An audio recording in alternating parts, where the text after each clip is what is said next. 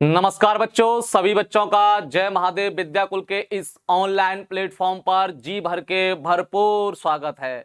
जैसा कि बच्चों आपको पता होगा, आपकी जो सामाजिक विज्ञान की क्लास है कक्षा 10 वाले विद्यार्थियों के लिए, हमने कल भी बताया था जब हम कक्षा 9 के विद्यार्थियों के लिए क्लास ले रहे थे कि हमारी आपके लिए जो क्लास रहेगी या क्लास का टाइम टेबल रहेगा, शुक्रवार, शनिवार और रविवार को हम ठीक 12 बजे आपसे मिलेंगे। आपकी क्लास से के जरिए से जो बातचीत हमारी होगी वो बातचीत आपसे की जाएगी। तो जैसे कि हमने आपको बताया, शुक्रवार यानी आज शुक्रवार है, ठीक 12 बज चुके हैं और हमारी सामाजिक विज्ञान की क्लास प्रारंभ हो चुकी है। और सामाजिक विज्ञान में आज जो हम देखने वाले हैं, नागरिक शास्त्र का एक ऐसा चैप्टर जिस चैप्टर को पढ़ते ही, जिस चैप्टर के बारे में सुनते ही सारे लोग ये उत्सुकता से कहते हैं कि सर इस चैप्टर के बारे में जितना और पढ़ाया जाए उतना कम है। क्यों? क्योंकि बच्चों ये चैप्टर है ही इतना रोचक। हमारी डेली लाइफ में या दिन प्रतिदिन हमारी जो घटनाओं में जो शब्द सुने जाते हैं आपके द्वारा या आपके परिवार के द्वारा, उन शब्दों के बारे में हम यहां पर इस चैप्टर के जरिए से डिस्कस करने वाले हैं। हाँ, बिल्कुल ठीक सुना आपने। आज का चैप्टर है राजनीतिक दल। क्या होते हैं राजनीतिक दल, इनकी आवश्यकता क्यों होती है राजनीतिक दलों की, और कौन कौन से भारत में राजनीतिक दल हैं, राजनीतिक दल के कौन कौन से काम होते हैं, क्यों राजनीतिक दल बनाए जाते हैं, और हमारे भारत में कितने राष्ट्रीय राजनीतिक दल हैं और कितने क्षेत्रीय राजनीतिक दल हैं। यानी कि आपने सुना होगा भाजपा, आपने सुना होगा कांग्रेस, आपने सुना होगा सपा, आपने सुना होगा बसपा, ऐसी कुछ प्रमुख पार्टियों के नाम आपने सुने होंगे। हाँ बिल्कुल बच्चों, ठीक इन्हीं पार्टियों को हम राजनीतिक दल के रूप में जानते हैं। क्या कंडीशन होती है, क्या कंडीशन नहीं होती राजनीतिक दल बनाने के लिए, क्या कोई आम आदमी राजनीतिक दल बना सकता है, इन सभी विषयों पर हम आपसे चर्चा करेंगे। बहुत ही रोचक क्लास होने वाली है, आप ध्यान से सुनते रहिएगा। चलिए बच्चों, हमारे बहुत सारे बच्चे हमसे जुड़ चुके हैं। गुड आफ्टरनून, नमस्ते बेटा, नमस्ते।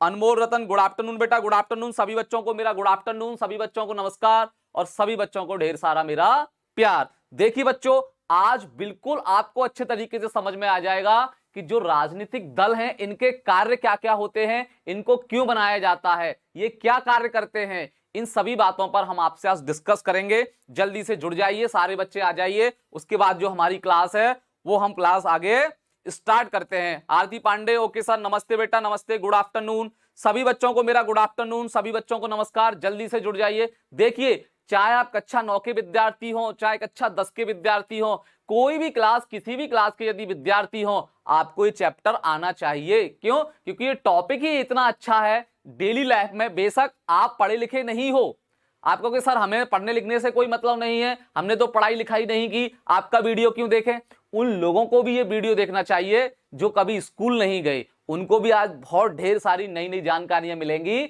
जो जब पॉलिटिक्स, जिसे आप राजनीति बोलते हो, जब चुनाव आता है तो आप सुनते हो इस वाली पार्टी को हम वोट देंगे, इस वाली पार्टी को हम वोट देंगे, या इस वाली पार्टी को वोट नहीं देंगे। आखिर क्या है ये पार्टी, क्यों इनको पार्टी कहा जाता है, कौन बनाता है इन पार्टियों को, कौन पंजीकृत करता है इन पार्टियों को, इन सभी के बारे में हम आज जानने का प्रयास करेंगे। हाँ, सभी बच्चों को गुड आफ्टरनून। चलिए, क्या आप रेडी हो मेरी क्लास के लिए, तैयार हो? अगर रेडी हो तो रेडी लिखिए, फिर मैं अपनी जो आज की जो बातचीत है उसे प्रारंभ करता हूं। जल्दी से कमेंट करके बताइए बच्चों, आप रेडी हो क्या क्लास के लिए, फिर मैं अपनी जो है क्लास स्टार्ट करता हूं। Sandeep Yadav, good afternoon. बिल्कुल सभी बच्चों को मेरा गुड आफ्टरनून। जल्दी से कमेंट करके बताइए क्या आप सभी बच्चे रेडी हो इस क्लास के लिए। बहुत ही रोचक क्लास होने वाली है, ध्यान से सुनिएगा, जल्दी बताइए।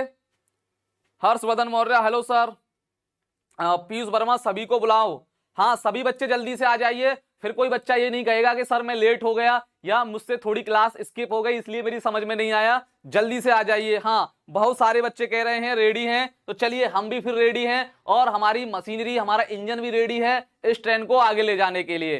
प्रारंभ करते हैं। राजनीतिक दल, राजनीतिक दल क्या होते हैं, सबसे पहले तो हम ये समझने का प्रयास करेंगे कि सर ये राजनीतिक दल क्या होता है, या जो हम अपनी लैंग्वेज में बोलते हैं जिसको पार्टी कहा जाता है, Congress party, Sapa party, Basapa party, अर्थात उसे सिविक्स की भाषा में, नागरिक शास्त्र की भाषा में हम लोग राजनीतिक दल के नाम से जानते हैं। आप बेशक बोलते हो कि ये कांग्रेस पार्टी है, ये बीजेपी की पार्टी है, लेकिन जो सिविक्स में जिस शब्द का प्रयोग किया जाता है उसको हम राजनीतिक दल के नाम से जानते हैं। यानी भाजपा एक क्या है? राजनीतिक दल। बसपा, कांग्रेस, सपा क्या है? ये राजनीतिक दल हैं।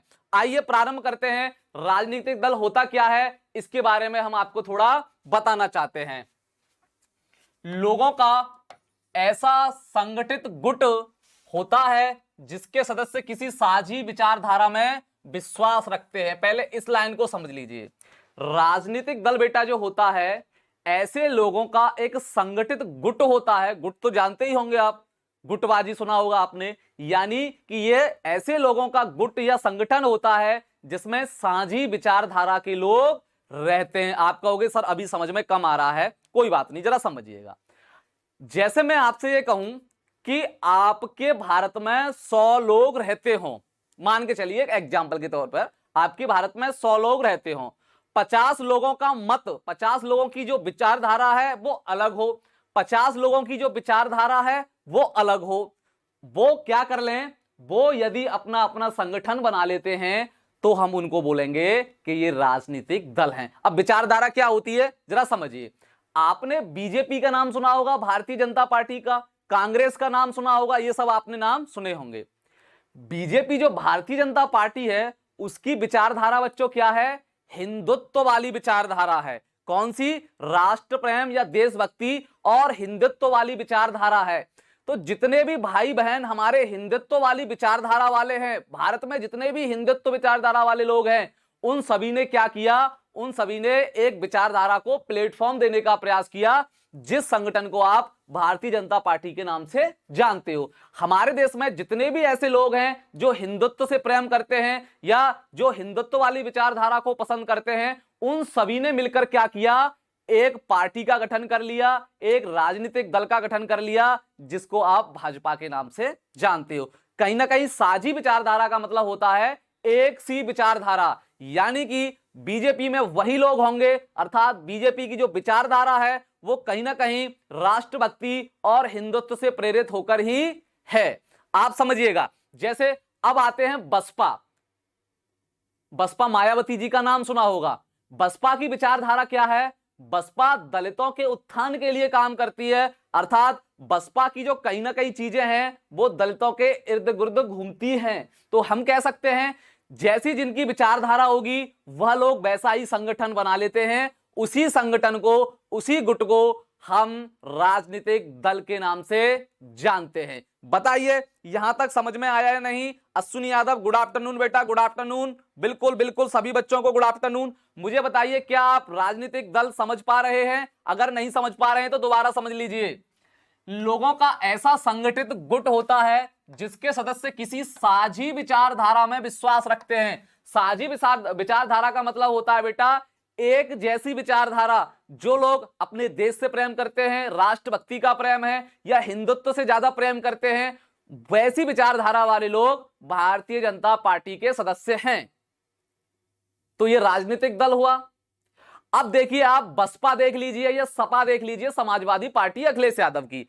अखिलेश यादव की समाजवादी पार्टी है। ये एक ऐसा संगठन है, ये एक ऐसा गुट है जो समाजवाद पर विश्वास करता है। समाजवाद क्या होता है? समाजवाद का मतलब होता है कि किसी भी व्यक्ति को जो अधिकार हैं वो सभी अधिकार सभी लोगों को बराबर मिलने चाहिए।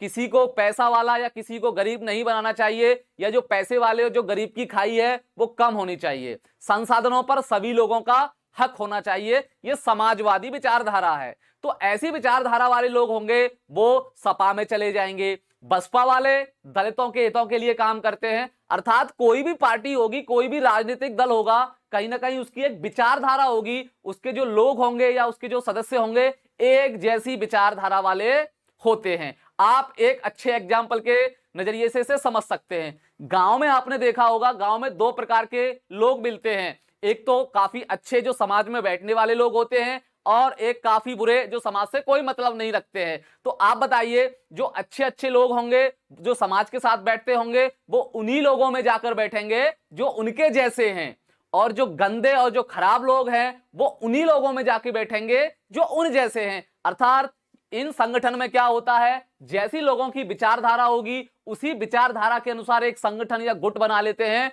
उसी को बाद में जाके हम राजनीतिक दल के नाम से जानते हैं। बताइए।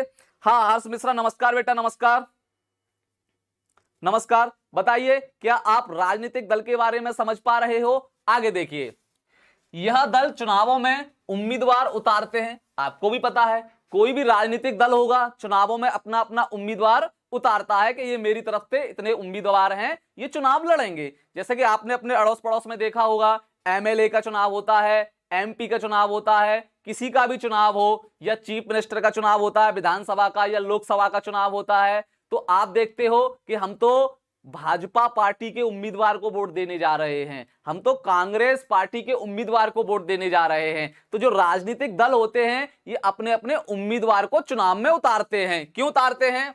और उन्हें निर्वाचित करवाकर दल के कार्यक्रम लागू करवाने का प्रयास करते हैं, और बच्चों उन्हें जितवाने का काम करते हैं, निर्वाचित करवाने का काम करते हैं, और जो कार्यक्रम होते हैं उस दल के उनको लाने का प्रयास करते हैं, लागू करने का प्रयास करते हैं। जरा समझिएगा, अभी कुछ दिन पहले भाजपा जब चुनाव लड़ रही थी, भाजपा ने बहुत सारे वायदे किए लोगों से, हम राम मंदिर बनवाएंगे, हम जम्मू कश्मीर का मुद्दा हल करेंगे, हम ये करेंगे, हम वो करेंगे। जरा समझिएगा, तब भाजपा पार्टी के उम्मीदवार मैदान में गए, चुनाव लड़ा उन्होंने, चुनाव जीत गए वो लोग।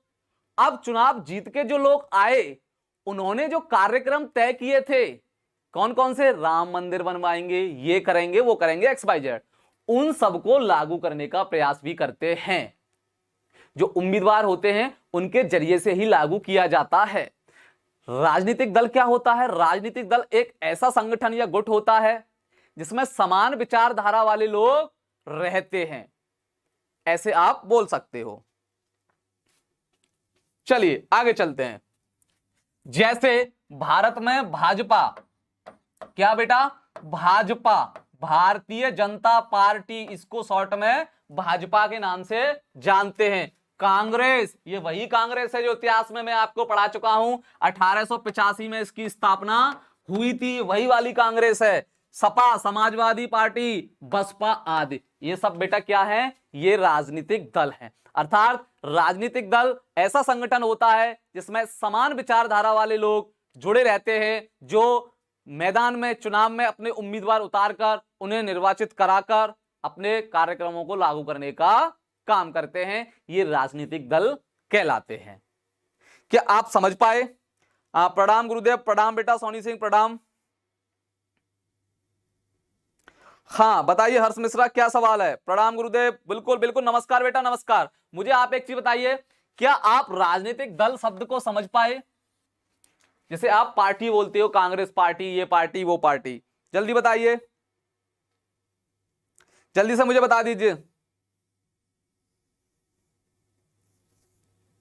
हाँ, अश्विनी यादव, राजनीतिक लोगों का एक ऐसा संगठन गुट है जिसके सदस्य किसी, हाँ बिल्कुल बिल्कुल, बहुत अच्छा आपने आंसर दिया अश्विनी यादव, बिल्कुल।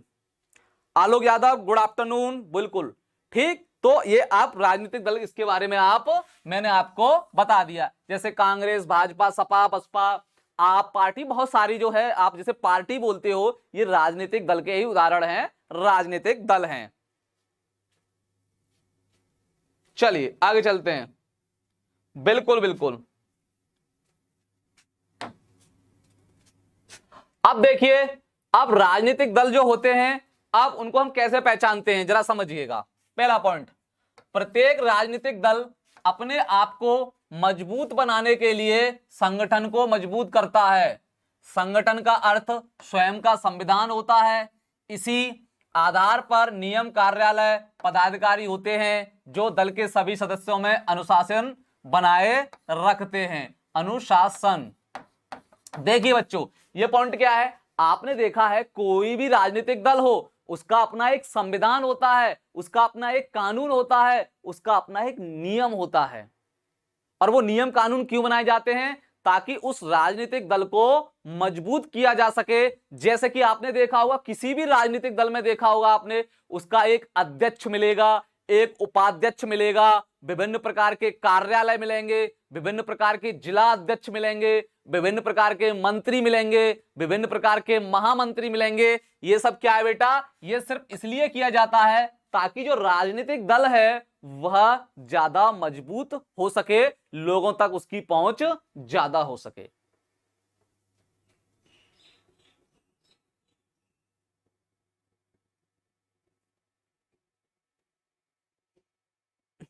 हर्ष मिश्रा, आपका जवाब मैं यूट्यूब पर नहीं दे सकता। ये कुछ सवाल आपका ऐसा है कि जो यूट्यूब पर नहीं दिया जा सकता, कभी फिर आपका जवाब हम दे देंगे। ठीक, चलिए आगे चलते हैं। दूसरा, राजनीतिक दल एक स्वयं निश्चित विचारधारा व नियमों पर आधारित होता है। जैसे कि मैं आपको बता चुका हूं, विभिन्न प्रकार के जो राजनीतिक दल हैं उनकी विचारधाराएं अलग अलग हैं। भारतीय जनता पार्टी, बीजेपी की विचारधारा अलग है, सपा की विचारधारा अलग है, बसपा की विचारधारा अलग है, कांग्रेस की विचारधारा अलग है। राजनीतिक दल सत्ता प्राप्ति के लिए संवैधानिक तरीकों का ही अनुसरण करते हैं। कोई भी राजनीतिक दल हो सरकार बनाएगा, लेकिन कैसे? संवैधानिक तरीकों से। संवैधानिक तरीका क्या है? चुनाव के जरिए से। कोई भी राजनीतिक दल हो सिर्फ संविधान का ही इस्तेमाल करेगा सरकार में आने का, सत्ता प्राप्त करने का। बगैर संवैधानिक तरीके से वह सत्ता या सरकार प्राप्त नहीं कर सकता। और वह संवैधानिक तरीका क्या है? चुनाव के माध्यम से। चुनाव में राजनीतिक दल अगर बहुमत में आता है, उस पार्टी को बहुमत होता है, तभी वह सरकार बनाने का दावा पेश कर सकता है। चलिए आगे चलते हैं। सभी बच्चे लाइक कर दीजिए, बहुत अच्छी क्लास है और मुझे लगता है आप लोगों के, सारे लोगों के समझ में आ रही होगी, इसलिए जल्दी से लाइक कर दीजिए आप। आगे चलते हैं। अब देखिए राजनीतिक दलों के कार्य क्या होते हैं। अब तक तो हमने देखा कि राजनीतिक दल क्या होता है, अब देखेंगे हम कि इनके कार्य क्या हैं, ये कौन कौन से कार्य करते हैं, जरा समझने का प्रयास करते हैं। ये जनता और सरकार के मध्य सेतु का कार्य करते हैं। बच्चों, जो राजनीतिक दल होते हैं ये जनता और सरकार के बीच सेतु का अर्थात पुल का काम करते हैं। जैसे एक पुल काम करता है दो चीजों के बीच में, ऐसे ही जो राजनीतिक दल होते हैं ये जनता और सरकार के बीच में सेतु का काम करते हैं। दूसरा, ये राष्ट्र हित के अनुकूल जनमत बनाते हैं। अब भाई ये तो पढ़ने में अच्छा लगता है बेटा मुझे, जो ये कार्य हैं राजनीतिक दलों के, ये हम लोगों को सिर्फ पढ़ने में अच्छा लग रहा है कि यह राष्ट्र हित के उसमें काम करते हैं, जनमत में काम करते हैं। ये सैद्धांतिक बातें हैं, लेकिन हकीकत तो ये है आज की तारीख में बेटा, कोई भी राजनीतिक दल हो सत्ता हथियाने के चक्कर में कहां कितना गिर सकता है उसका कोई अंदाजा नहीं लगा सकता। और ये आप देखते भी होंगे, एक राजनीतिक पार्टी दूसरे राजनीतिक पार्टी की किस तरीके से बुराई करती है, किस तरीके से नेता एक दूसरे का अपमान करते हैं, कभी इसको गाली दी जाती है, कभी उसको गाली दी जाती है। कहां तक, किस हद तक गिर सकते हैं सत्ता प्राप्त करने के लिए, ये कहा नहीं जा सकता। ये तो सिर्फ सैद्धांतिक बातें हैं जो हमें भी पढ़नी थी उस समय, आप भी पढ़ रहे हो। इनको पढ़ने का कोई मतलब नहीं निकलता जब तक इसको आप अपनी लाइफ में नहीं उतारते। आपने देखा भी होगा बच्चों, आजकल दिन प्रतिदिन कोई एक नेता दूसरे नेता के ऊपर आरोप लगा रहा है, कोई एक पार्टी दूसरे पार्टी के ऊपर आरोप लगा रही है, और कितने गंदे गंदे आरोप लगाए जाते हैं आप इसकी कल्पना नहीं कर सकते। या कुछ जो पार्टियां हैं वो देश हित में काम करती हैं, लेकिन कुछ पार्टियां हैं जो सत्ता प्राप्त करने के चक्कर में या वोट बैंक प्राप्त करने के चक्कर में उस पार्टी के काम को बिल्कुल खराब समझती हैं। चाहे वो कोई भी हमारे देश के द्वारा किया हुआ हमला हो किसी देश के ऊपर, कोई भी स्ट्राइक हो, लोग सबूत मांगते हैं। पता नहीं कैसे कैसे लोग इस धरती पर पैदा हो चुके हैं।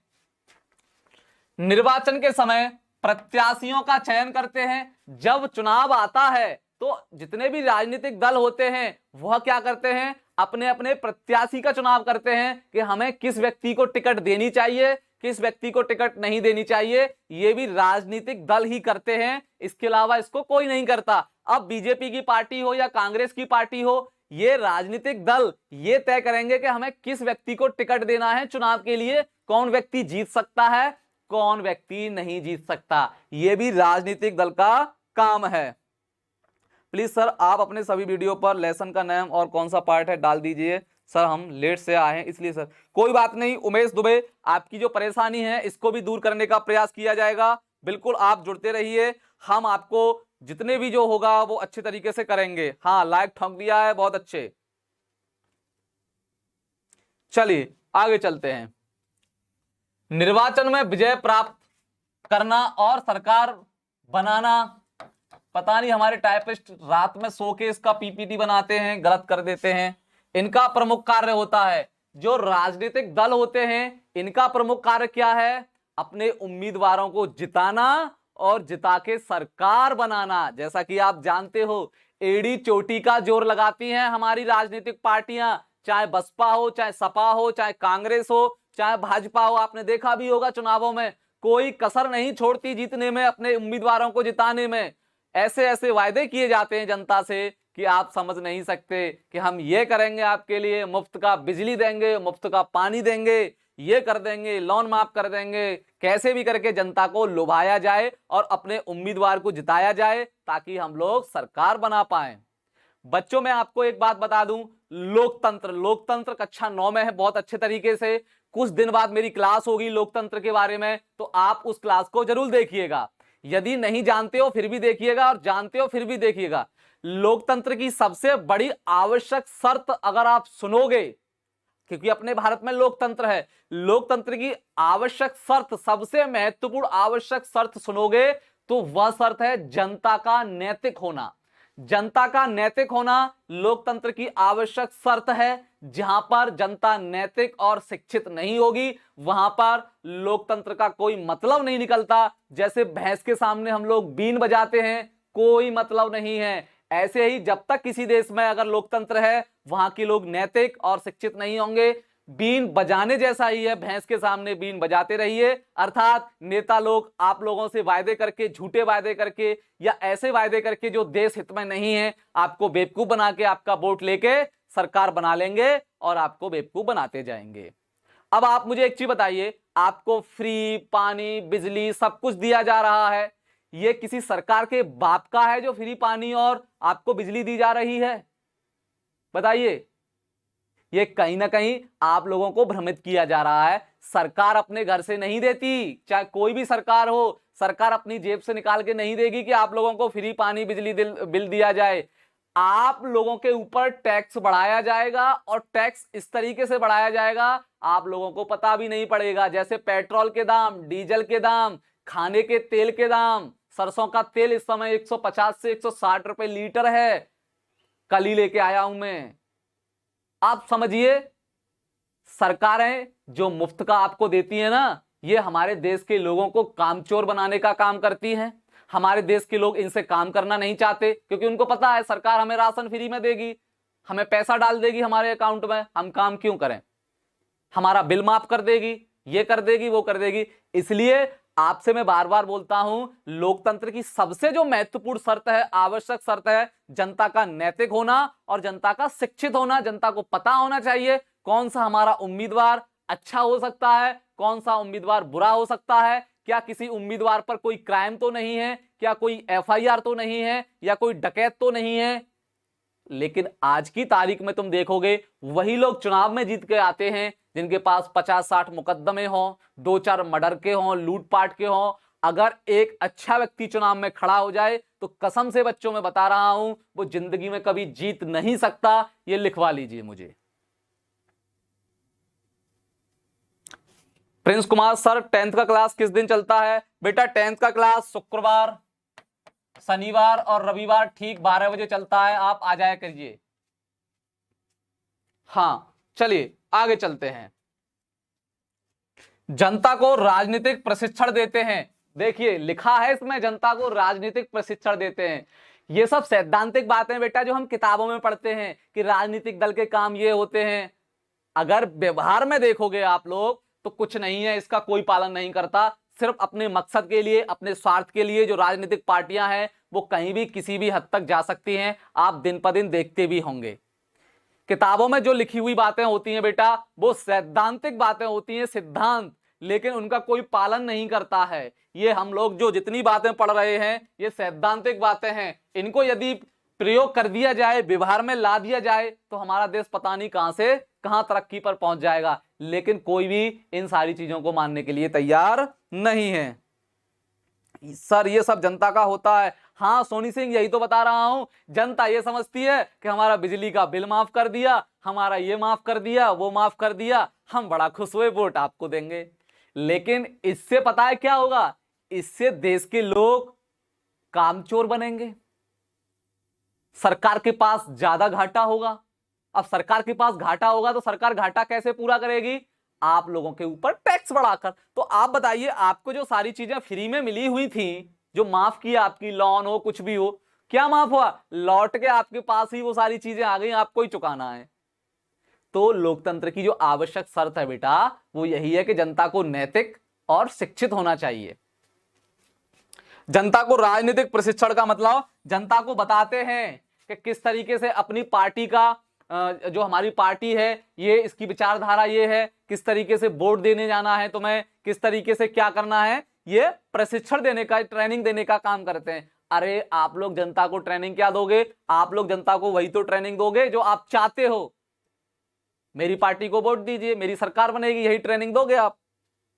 और आजकल तो बेटा आपने एक बहुत बड़ा संकट देखा होगा भारतीय राजनीति के ऊपर, वह है जातिवाद। क्या, जातिवाद। क्या है बेटा, जातिवाद। आप देखिए, यह सबसे बड़ा लोकतंत्र के लिए खतरा है, जातिवाद। जहां पर जातिवाद ज्यादा ही बढ़ेगा, लोकतंत्र खत्म होने की कगार पर आएगा। भारत में आप देखते हो, भारत में क्या, मैं तो आप उत्तर प्रदेश में ही मैं जीवंत उदाहरण बता देता हूं। भारत में या भारत के उत्तर प्रदेश में इतना जातिवाद बढ़ गया है, चाहे वो किसी भी स्टेट में हो, हम लोग उत्तर प्रदेश की स्पेशली बात कर रहे हो। यादव भाई बहन, यादव लोग कहते हैं कि सपा पार्टी है वो हमारी है। दलित भाई बहन कहते हैं कि देखिए जो बसपा पार्टी है वो हमारी है, हम तो उसको ही वोट देंगे, हमें मतलब नहीं है चाहे वो हमारे साथ कुछ भी करे। उच्च सवर्ण लोग हैं, वो कहते हैं कि हम तो भाजपा को वोट देंगे, ये हमारी जाति की पार्टी है।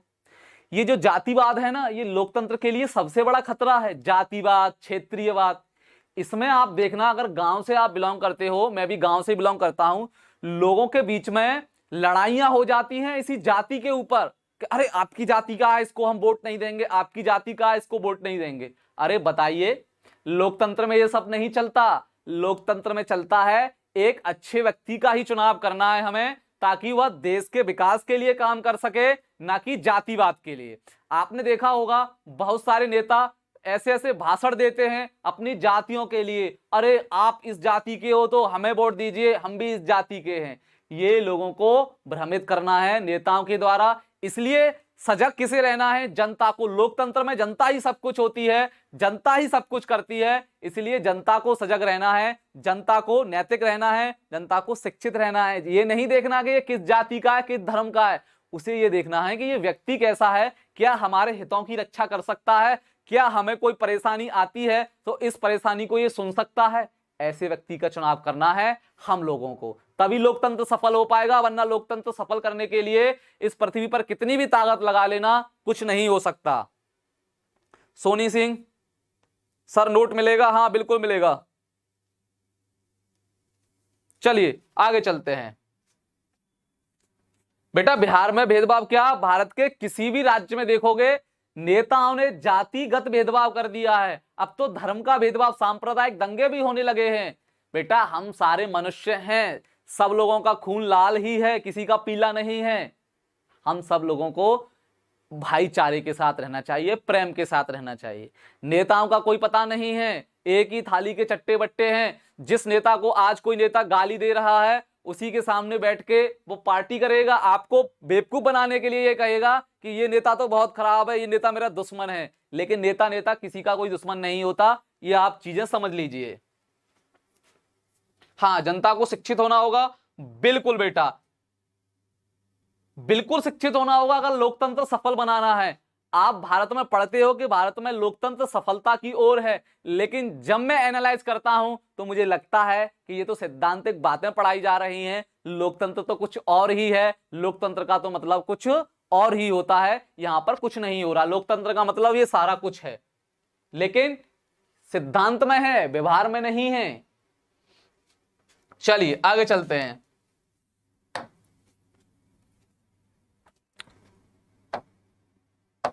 इसलिए बेटा शिक्षित रहिए, ऐसे व्यक्ति का चुनाव कीजिए। अब देखिए दलीय व्यवस्था के प्रकार, दल मतलब राजनीतिक दल, दलीय व्यवस्था के प्रकार कि किसी देश में कितने दल हो सकते हैं, तो जरा इसको देखने का प्रयास कीजिएगा। एकल दल प्रणाली पहली होती है, एकल दल प्रणाली। यदि किसी देश में एकल दल ही राजनीतिक दल होता है, एकल दल प्रणाली कहलाती है। एक दल वाले देशों के संविधान में प्राय उस राजनीतिक दल का उल्लेख होगा। जैसे चीन में एक दलीय प्रणाली है, वहां केवल साम्यवादी दल को ही मान्यता प्राप्त है। देखिए, अब दल के आधार पर कितने देशों में कौन कौन से दल पाए जाते हैं या कौन कौन सी दलीय शासन प्रणाली होती है, इसको देखने का प्रयास करेंगे। कुछ देश ऐसे हैं जिनमें आपको एक ही पार्टी या एक ही राजनीतिक दल देखने को मिलेगा, जिसका उल्लेख वहां के संविधान में होता है, और जो छोटे मोटे राजनीतिक दल होते हैं उनका जिक्र संविधान में नहीं होगा, उनको चुनाव लड़ने तक का अधिकार नहीं होता।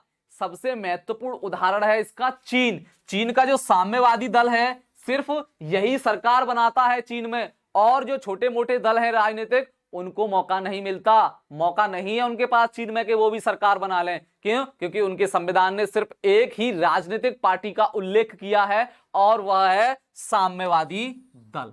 तो यानी कुछ देश ऐसे हैं, सबसे अच्छा उदाहरण है चाइना कि जिसमें ओनली एक ही राजनीतिक दल पाया जाएगा, उसी की सरकार रहती है, इसलिए चाइना की सरकार लोगों पर अत्याचार ज्यादा करती है। चाइना की सरकार क्या, कोई भी सरकार हो, वहां पर अगर एक राजनीतिक दल होगा तो अत्याचार करेगा ही करेगा। क्यों? क्योंकि जनता मजबूर है, दूसरा कोई राजनीतिक दल है ही नहीं जिसको चुनकर वो सत्ता बना सके। सर लोकतंत्र क्या है, प्लीज समझाइए। हाँ चलिए आरती जी, लोकतंत्र है लोगों का लोगों के द्वारा शासन। आप यकीन नहीं मानोगे, भारत में जो लोकतंत्र है बहुत ज्यादा खूबसूरत बन सकता है, लेकिन यहाँ के लोग अगर नैतिक और शिक्षित हो जाएं, अर्थात जनता के ऊपर स्वयं शासन करे और जनता के द्वारा, इसको लोकतंत्र बोला जाता है। मेरे ख्याल से आरती पांडे आप समझ चुकी होंगी। हाँ, जनता के लिए जनता द्वारा शासन लोकतंत्र कहलाता है। बहुत अच्छे। साम्यवादी मतलब कम्युनिस्ट का मतलब नहीं जानते आप? अपने विचारों को थोपना एक ही व्यक्ति के ऊपर हिंसात्मक तरीके से, झगड़े वाले तरीके से। तो ये हुई बेटा एकल दल प्रणाली। यानी कुछ देश ऐसे हैं जिनमें सबसे बड़ा उदाहरण है चीन, जिनमें एक ही राजनीतिक दल पाया जाएगा जो प्रमुख रूप से चुनाव लड़ता है। ऐसी बात नहीं है कि इसमें और राजनीतिक दल होते नहीं हैं, लेकिन उनको चुनाव लड़ने का अधिकार नहीं होता, छोटे मोटे राजनीतिक दल होते हैं। चलिए आगे चलते हैं। दूसरी है बेटा द्विदलीय प्रणाली। द्विदलीय प्रणाली क्या है बेटा? आप समझ चुके होंगे नाम से। ऐसी प्रणाली जिसमें जिस देश की शासन व्यवस्था में दो दल होंगे और कोई एक सरकार बनाएगा तो अब की बार कोई और सरकार बनाएगा। जरा कैसे समझिएगा। किसी देश में दो दल प्रधान होते हैं और सत्ता इन्हीं के बीच आती जाती रहती है। जैसे अमेरिका में डेमोक्रेटिक एवं रिपब्लिकन दल प्रमुख हैं। यानी अमेरिका में दो दल हैं बेटा, एक तो डेमोक्रेटिक और एक रिपब्लिकन। अमेरिका में और ब्रिटेन में सिर्फ दो द्विदलीय प्रणाली है। यानी कह सकते हैं कि अमेरिका और ब्रिटेन में द्विदलीय प्रणाली व्यवस्था है। वहां पर दो ही दल मिलेंगे जो सत्ता का हस्तांतरण करते रहते हैं। कभी इस वाले दल के पास सरकार रहेगी, कभी इस वाले दल की सरकार रहेगी। जैसे कि अमेरिका, जैसे कि ब्रिटेन में अनुदारवादी व श्रमिक दल प्रमुख हैं। अमेरिका में डेमोक्रेटिक और रिपब्लिकन, और ब्रिटेन में अनुदारवादी और श्रमिक दल। यानी कि ये दो देश ऐसे हैं जहां पर द्विदलीय प्रणाली फली फूली है या द्विदलीय प्रणाली मौजूद है। भारत में सर कौन सी प्रणाली है? हाँ आरती पांडे उसी पर आ रहे हैं। ना तो भारत में एक दलीय प्रणाली है, ना भारत में द्विदलीय प्रणाली है। तो भारत में कौन सी दलीय प्रणाली है? भारत में बहुदलीय प्रणाली है। क्या है? भारत में बहुदलीय प्रणाली है। यह प्रश्न आपके एग्जाम में आ सकता है, इसलिए आप रट लीजिए। बहुदलीय प्रणाली क्या होती है? यह प्रणाली हमारे भारत में प्रचलित है। यहां पर सैकड़ों की संख्या में अनेक राजनीतिक दल हैं। आप भी जानते हो भारत में कोई एक दो तीन चार दल नहीं है, भारत में सैकड़ों की संख्या में राजनीतिक दल हैं। जब किसी एक दल का बहुमत नहीं आता है तो देश या प्रांत में साझा सरकार बनाई जाती है, जिसे गठबंधन की सरकार कहते हैं। आप जरा समझिए कि भारत में बहुदलीय जो शासन है उसमें यदि कोई एक दल बहुमत में नहीं आता तो फिर सरकार कैसे बनाई जाती है, जरा समझने का प्रयास कीजिएगा। भारत में कई दल हैं, तो कुछ छोटे छोटे दल मिलकर क्या करते हैं, एक गठबंधन बना लेते हैं। जैसे आपने एनडीए सुना होगा, यूपीए सुना होगा। छोटे छोटे दल एक गठबंधन बना लेते हैं और गठबंधन अगर बहुमत में आता है तो हम बोलते हैं कि ये गठबंधन की सरकार है। गठबंधन का मतलब है दो या दो से अधिक पार्टियां आपस में मिल जाती हैं और सरकार बनाने का काम करती हैं। जैसे कि इस समय महाराष्ट्र में आप देखिएगा, महाराष्ट्र में शिवसेना, कांग्रेस, ये गठबंधन से सरकार चला रही हैं। बिहार के हो यदि आप, तो बिहार में देखिएगा भारतीय जनता पार्टी और नीतीश कुमार की जेडीयू पार्टी, ये गठबंधन से सरकार बना के चला रही हैं, उस बहुमत तक पहुंची हैं गठबंधन करके। जैसे मान के चलिएगा अपने उत्तर प्रदेश में कितनी सीटें हैं विधानसभा की, 403। हालांकि एक एंग्लो इंडियन है, 404 हो जाती हैं। तो अब आपको बहुमत में आने के लिए इसका 50% लाना पड़ेगा, 50% प्लस 1। तो लगाइए इसका 50% कितना हो गया, 403 का 50% कितना हो गया, 202। 202 अर्थात आपको यदि सरकार बनानी है तो आपको 202 सीटें लानी पड़ेंगी। कितनी सीटें, 2 से 2, एक और जोड़ना पड़ेगा, 203। 203 सीटें अगर आप उत्तर प्रदेश में लेके आते हो, चाहे अकेली पार्टी कोई लेके आती है, चाहे 2 या 3 पार्टी मिलकर लाती हैं और वो साझा कर लेती हैं कि हम गठबंधन करेंगे, तो इसको बोलते हैं गठबंधन की सरकार। हाँ, अमेरिका का राजनीतिक दल ही रिपब्लिकन। हाँ बेटा, डेमोक्रेटिक और रिपब्लिकन वहां दो प्रमुख दल हैं कि जो चुनाव लड़ते हैं और अपनी अपनी सरकार बनाते हैं। बताइए यहां तक हमारे किसी बच्चे को कोई प्रॉब्लम? तो कहने का मतलब बहुदलीय शासन व्यवस्था में क्या होता है कि जो अपने भारत में पाई जाती है वहां पर सैकड़ों राजनीतिक दल होते हैं और यदि किसी एक पार्टी को बहुमत मिल भी नहीं पाता तो छोटे छोटे दल, 2 या 2 से 3 से अधिक दल मिलकर गठबंधन की सरकार बना लेते हैं बेटा। चलिए आगे चलते हैं। तो भारत में कौन सी दलीय प्रणाली है बेटा? बहुदलीय प्रणाली आपसे पूछा जा सकता है। क्या भारत में एक दलीय प्रणाली है, क्या भारत में द्विदलीय प्रणाली है, क्या भारत में बहुदलीय प्रणाली है? तो आप कहोगे सर भारत में बहुदलीय प्रणाली है। क्यों? क्योंकि जरा मैं आपको नाम गिना दूं, कितने नाम हैं, भाजपा, कांग्रेस, सपा, बसपा और जेडीयू, आरजेडी और पता नहीं कौन कौन से, एनसीपी, टीएमसी, बहुत हैं। अब देख लीजिए 8-10 तो मैंने ही गिना दिए, बहुत सारे।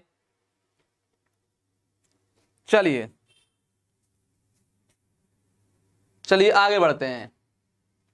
हाँ, बहुदलीय शासन प्रणाली है अपने यहां पर, कोई एक दल की शासन नहीं है। और आप यकीन मानिए अगर भारत में एक दल होता तो तानाशाही चलती, जैसे कि चाइना में चलती है। तानाशाही का मतलब जिस दल के मन में वो आएगा वही करेगा, क्योंकि जनता के पास और कोई विकल्प नहीं है। अगर दोबारा इलेक्शन होगा वोट आपको उसी को देना पड़ेगा, क्योंकि आपके यहां पर एक ही पार्टी को वोट चुनाव लड़ने का अधिकार है, आपकी मजबूरी हो जाएगी।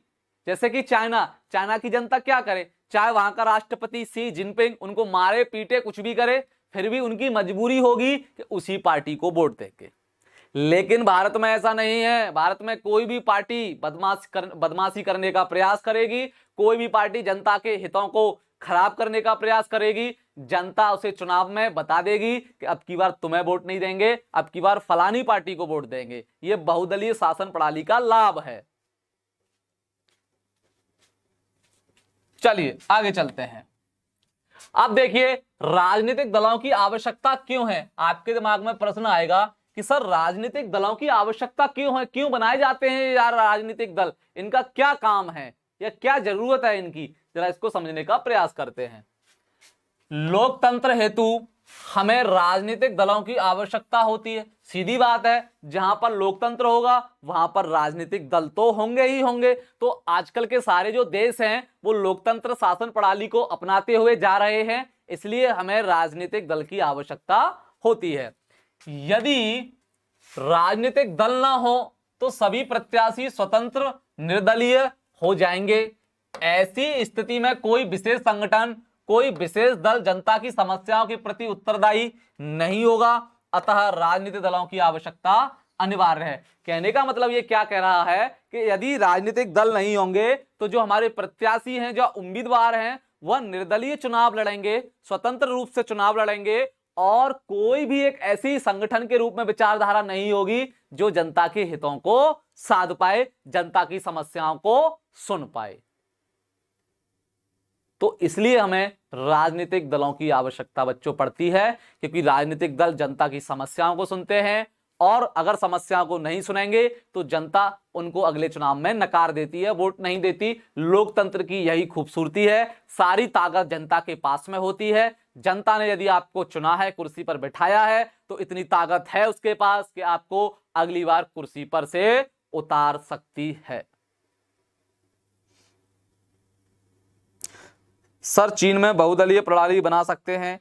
पीयूष वर्मा, चीन में बहुदलीय शासन प्रणाली नहीं बना सकते, क्योंकि वहां के संविधान में यह लिखा हुआ है कि एक ही राजनीतिक पार्टी होगी, वह साम्यवादी पार्टी होगी। जन चीन साम्यवादी पार्टी नाम है उसका।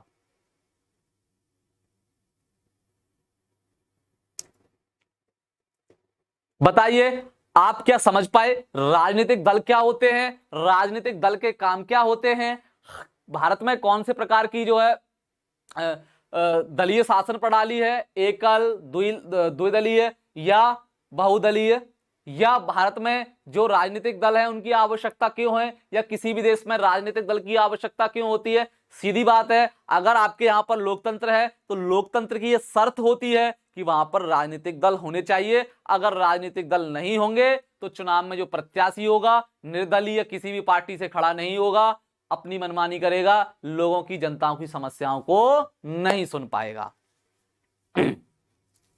हाँ, अगर राजनीतिक दल ना हो तो जनता की समस्या हल नहीं होगी, बिल्कुल।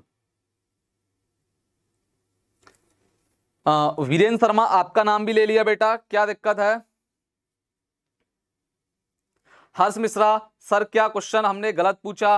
बेटा हर्ष मिश्रा, ये सार्वजनिक ऑनलाइन प्लेटफॉर्म है, इस पर ऐसे प्रश्न नहीं पूछे जा सकते कि जिस तरीके से आपने हमसे प्रश्न पूछा है, जिन संबंधों के बारे में प्रश्न पूछा है, उन संबंधों के बारे में सार्वजनिक ऑनलाइन प्लेटफॉर्म पर जवाब नहीं दिया जा सकता, क्योंकि बहुत से लोग इस प्लेटफॉर्म के जरिए से हमारे क्लासेस, हमारे वीडियो देखते हैं। संदीप गौर, आपका नाम भी ले लिया बेटा।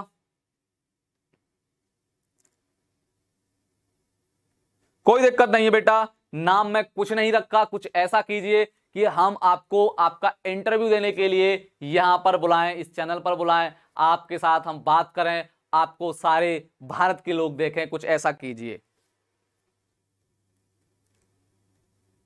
हाँ, नोट्स भी मिल जाएगा, बिल्कुल।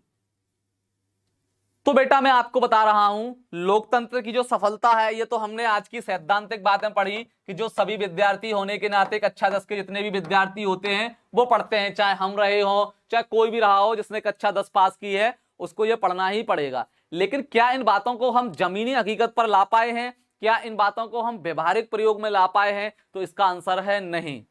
देखिए, आप लोगों को बच्चों लगता होगा, मैं आपको एक ऐसी बात बताने जा रहा हूं, हो सकता है आपको ये बात बुरी लगे, कड़वी लगे ये बात, जैसे कड़वी बात बोला जाता है। एक्चुअल में आप लोग जो बोलते हो ना, आप लोग, हम लोग, या हमारे परिवार के लोग, कि ये नेता खराब है, ये अधिकारी खराब है, ये मंत्री खराब है, ये सरकार खराब है, ऐसे हम लोग आरोप लगाते हैं। क्या करते हैं हम लोग? आरोप लगाते हैं, कहते हैं कि ये मंत्री खराब है, ये भ्रष्ट है, पैसा मांगता है, ये ऑफिसर खराब है, ये रिश्वत मांगता है, ये भ्रष्ट है, ये सरकार खराब है, ये काम करना नहीं चाहती, ये वो काम करना नहीं चाहती। मैं आपको बता दूं बेटा, लोकतंत्र जो होता है, लोकतंत्र में कोई भ्रष्ट नहीं हो सकता। क्यों नहीं हो सकता? सिर्फ एक शर्त का पालन कीजिए आप। ये मैं मानता हूं कि लोकतंत्र जो शासन प्रणाली है सबसे भ्रष्ट शासन प्रणाली है। अरस्तु ने भी कहा था, एरिस्टोटल ने भी कहा था कि जो लोकतंत्र है, शासन का जो रूप है लोकतंत्र, ये सबसे ज्यादा भ्रष्ट शासन प्रणाली है। जहां लोकतंत्र होगा, करप्शन, भ्रष्टाचार वहां सबसे ज्यादा होगा, और अरस्तु की ये बात बिल्कुल सही है। तो क्या फिर हमें इसमें क्या सुधार नहीं करना चाहिए? क्या हम इसमें कुछ नहीं कर सकते? कर सकते हैं। लोकतंत्र को अच्छा बनाने के लिए हम बहुत सारे कदम उठा सकते हैं। उनमें से एक सबसे अच्छा जो कदम मैं आपको बता रहा हूं, पहले भी बता चुका हूं, वो है नैतिक व शिक्षित। अब ये किसके लिए बोल रहा हूं बेटा मैं? ये लोकतंत्र जिस देश में है वहां की जनता के लिए। लोगों को क्या होना चाहिए? नैतिक और शिक्षित। अगर किसी देश में लोकतंत्र है, ये इन दो बातों को फॉलो कर ले कोई भी देश, यकीन मानिए भ्रष्टाचार ना मात्र का रहेगा, सारा भ्रष्टाचार खत्म होगा। क्यों? जब तक नैतिक का मतलब जानते हो? अपने उत्तरदायित्व, अपने कर्म, एक मानव के होने के नाते हमारे कर्म क्या है, हमें क्या काम करना चाहिए, क्या काम नहीं करना चाहिए। जैसे समझिए जरा, जब हम किसी काम को कराने के लिए जाते हैं तो हम क्या करते हैं? हम रिश्वत देने का प्रयास करते हैं। हम अपने बच्चे की नौकरी लगवाने के लिए क्या करते हैं? रिश्वत देने के लिए जाते हैं। ये नैतिक काम हुआ क्या अनैतिक? तो आप कहोगे सर ये तो नैतिक नहीं है, अनैतिक काम है, गलत काम है। तो एक चीज आप बताइए कि ये शुरुआत किसने की पैसा देने की, रिश्वत देने की शुरुआत किसने दी? कि जनता ने, या कोई मंत्री अधिकारी आपके घर से आपसे जबरदस्ती रिश्वत लेके गया हो? ऐसा आज तक सुना है आपने कि कोई अधिकारी आपके घर आया हो और जबरदस्ती आपसे रिश्वत लेके मार पीट के और चला गया हो? नहीं, आज तक के इतिहास में ऐसा नहीं हुआ। बल्कि जनता खुद जाती है अधिकारी के पास कि जो काम मेरा 8 दिन में होगा आप 200 या 1000 रुपए ले लीजिए, तुरंत की तुरंत कर दीजिए। अब बताइए आप, पैसा, मुद्रा, लक्ष्मी किसको बुरी लगती है? किसी को बुरी नहीं लगती। तो कहीं ना कहीं देश के लोग नैतिक और शिक्षित नहीं होंगे, उनको पता नहीं होगा हमें कौन सा उम्मीदवार हमारे लिए सही है। क्या हमें जातिगत भेदभाव के आधार पर वोट करना चाहिए, या धर्म के आधार पर वोट दे देना चाहिए, या हमें एक अच्छे व्यक्ति को वोट देना चाहिए? तब तक लोकतंत्र सफल नहीं होगा।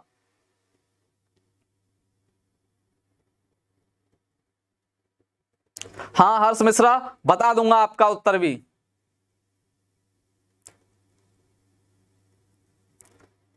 इसलिए बेटा लोकतंत्र की सफलता कहीं ना कहीं इन दो बातों के इर्द गिर्द घूमती है कि एक तो वहां के लोग नैतिक होने चाहिए और एक वहां के लोग शिक्षित, एजुकेटेड होने चाहिए। वरना अब भारत में देख लीजिए, इन दो में से भारत में क्या मिलता है मुझे बताइए? भारत में क्या दोनों चीजें हैं कि कोई भी नहीं है? बताइए मुझे जल्दी से। मुझे लगता है भारत में कोई भी चीज नहीं है। आप किसी भी व्यक्ति को देख लो, सिर्फ अपने स्वार्थ के लिए मरा जा रहा है, अपने भले के लिए मरा जा रहा है, अपने परिवार के भले के लिए।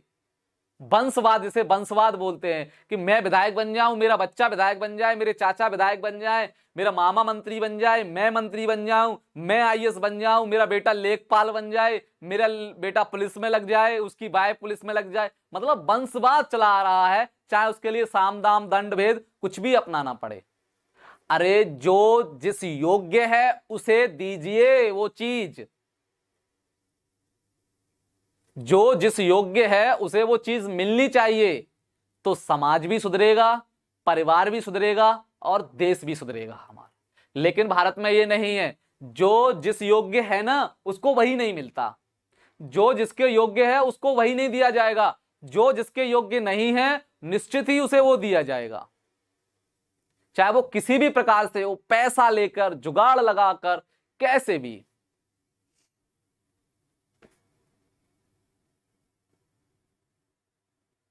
संदीप यादव, सर मोदी जी स्कूल बंद करके लोगों को शिक्षित ही तो बना रहे हैं। नहीं बेटा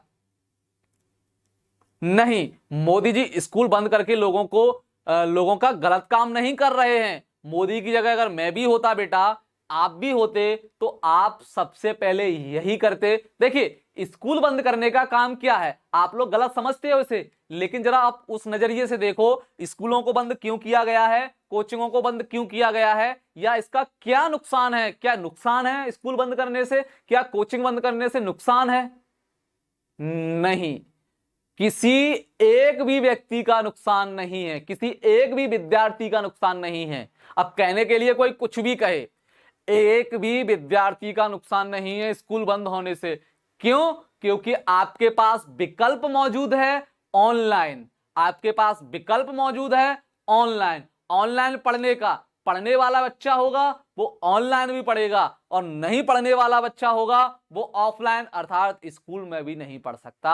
और मोदी ने जो फैसला लिया था बेटा, ये कुछ मोदी के हित नहीं है, इसमें मोदी का पर्सनल लाभ नहीं है, ये आप लोगों के भले के लिए, हम लोगों के भले के लिए, क्योंकि हमारे जैसे लोगों के ही छोटे भाई बहन बेटे बेटियां स्कूल में जाती हैं और भगवान न करे किसी कारणवश कोरोना उनके पीछे पड़ जाए, किसका नुकसान होगा? मोदी का नुकसान हुआ का आप लोगों का? आप कहोगे सर हमारे ही बच्चे तो हैं, इसलिए आपका लाभ पहले रखा जाता है, जनता का लाभ पहले रखा जाता है। मोदी की गलती नहीं है, बल्कि मोदी ने यह सही कदम उठाया, क्योंकि स्कूल में बच्चे जाओगे, भीड़ भाड़ इकट्ठी होगी, और किसी एक बच्चे को किसी कारणवश कोरोना हो गया, सारे बच्चों को हो जाएगा, और बच्चों की इम्यूनिटी बहुत कमजोर होती है, वो कोरोना से लड़ नहीं पाएंगे। बच्चों की और बुजुर्ग की इम्यूनिटी बहुत कम होती है। अब आप कहोगे सर हमारी पढ़ाई का नुकसान हो रहा है। किसी बच्चे का पढ़ाई का नुकसान नहीं हो रहा। देखिए हम भी तो आपको ऑनलाइन पढ़ा रहे हैं, क्या आपकी पढ़ाई का नुकसान हो रहा है? बल्कि आपको और ज्यादा अच्छे विकल्प मिल रहे हैं। एक एक विषय को पढ़ने के लिए 100 200 टीचर हैं आपके पास यूट्यूब पर। गणित पढ़ने के लिए, गणित स्टडी करने के लिए हजार टीचर हैं। यूट्यूब पर सर्च कीजिए, आपको वही मिल जाएगा जिससे आप पढ़ना चाहते हो। लेकिन ऑफलाइन में जाकर आपको एक ही टीचर से पढ़ना है, चाहे वो आपको बोर कर रहा हो, चाहे पढ़ा रहा हो, आपकी मजबूरी होगी। तो ऑनलाइन तरीका है, अच्छा तरीका है, इसमें मोदी जी की कोई गलती नहीं है कि स्कूलों को बंद किया है। अगर किया है स्कूलों को बंद या परीक्षाओं को रद्द किया है, वो हमारे आप सबके भले के लिए, मोदी का इसमें कोई लाभ नहीं है।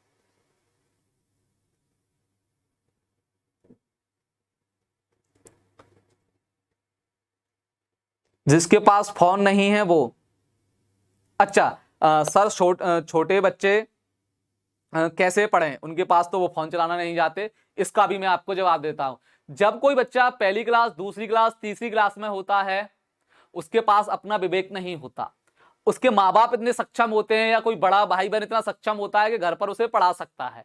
ABCD, छोटा बड़ा ये सब पढ़ा सकते हैं। तो छोटे बच्चों की टेंशन लेने की आवश्यकता नहीं है। अभी उनका पूरा करियर डरा है। 1 साल नहीं पढ़ेंगे तो क्या हो जाएगा, 2 साल नहीं पढ़ेंगे तो क्या हो जाएगा।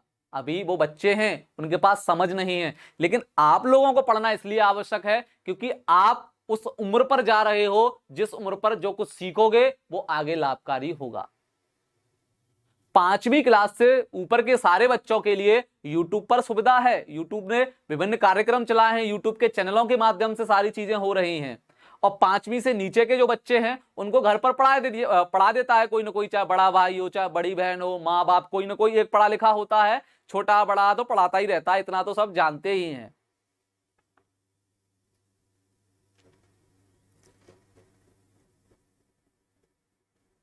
सर क्या चुनाव से कोरोना नहीं हुआ? आरती पांडे देखिए कोरोना उन सारी चीजों से होता है जहां भीड़ भाड़ हो। अब आप समझ सकते हो मैं क्या कहना चाहता हूं। कोरोना का मतलब होता है बेटा कि किसी एक व्यक्ति को हुआ और वो व्यक्ति भीड़ में पहुंच गया तो सबको कोरोना करेगा, 400 लोगों को कोरोना करेगा एक व्यक्ति। एक रिपोर्ट आई थी, एक व्यक्ति 400 लोगों को कोरोना कर सकता है। तो इसलिए तो मोदी ने स्कूल कॉलेज अभी फिलहाल बंद कर रखे हैं। ठीक मेरे बच्चों, तो उम्मीद करता हूं आज आप राजनीति दल के बारे में अच्छे तरीके से समझ गए होंगे। कल जो हमारी चर्चा होगी बहुत महत्वपूर्ण चर्चा है, और वो चर्चा क्या है जरा समझ लीजिए। कल देखेंगे भारत में राष्ट्रीय दल कौन कौन से हैं, राष्ट्रीय दल और क्षेत्रीय दल कौन कौन से हैं। कितने राष्ट्रीय दल हैं भारत में और कौन कौन से हैं। जैसे भाजपा क्या है हमारा, भारतीय जनता पार्टी क्या है, राष्ट्रीय दल। इसकी स्थापना कब हुई ये सब देखेंगे। कांग्रेस क्या है, कांग्रेस राष्ट्रीय दल। लेकिन मैं आपसे पूछूं क्या समाजवादी पार्टी राष्ट्रीय दल है? आप कहोगे सर ये तो हम जानते ही नहीं, राष्ट्रीय दल नहीं है, उसे क्षेत्रीय दल बोलते हैं। क्या अंतर है राष्ट्रीय दल और क्षेत्रीय दल में, ये हम कल जानने का प्रयास करेंगे कल के वीडियो के माध्यम से। आज के लिए हमारी क्लास बेटा इतनी ही रहेगी। मिलते हैं कल आपसे ठीक 12 बजे। जब तक के लिए आप अपना ख्याल रखिए। कोई डाउट हो तो हमारी जो वीडियो है वो जब खत्म हो जाएगी उस पर कमेंट्स लिख सकते हैं, मैं उसको पढ़ लूंगा और जवाब देने का प्रयास करूंगा। उम्मीद करता हूं आपको ये क्लास अच्छी लगी होगी और बहुत सारी कुछ ढेर सारी जानकारियां सीखने को भी मिली होंगी। मिलते हैं बच्चे आपसे कल की क्लास में, जब तक के लिए टाटा बाय बाय।